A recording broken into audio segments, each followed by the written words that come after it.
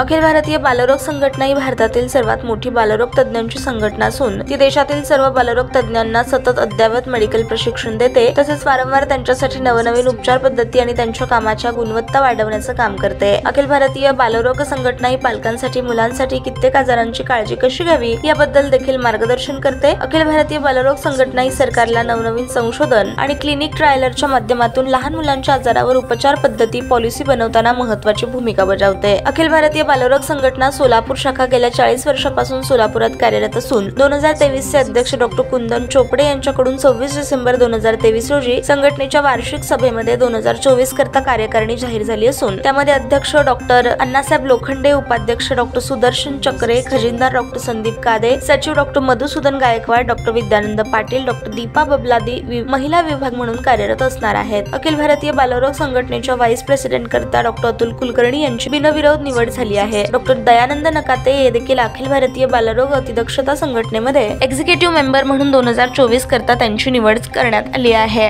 Doctor कुंदन चोपडे यांची महाराष्ट्र बालरोग संघटनेच्या एक्झिक्युटिव्ह मेंबरसाठी निवड झाली आहे। येत्या वर्षभरात टीमकडून विविध भरीव उपक्रम राबवण्याचा मानस असल्याचं त्यांनी स्पष्ट केलं। ताज्या बातम्या पाहण्यासाठी प्राईम महाराष्ट्र न्यूज चॅनलला सबस्क्राईब करा।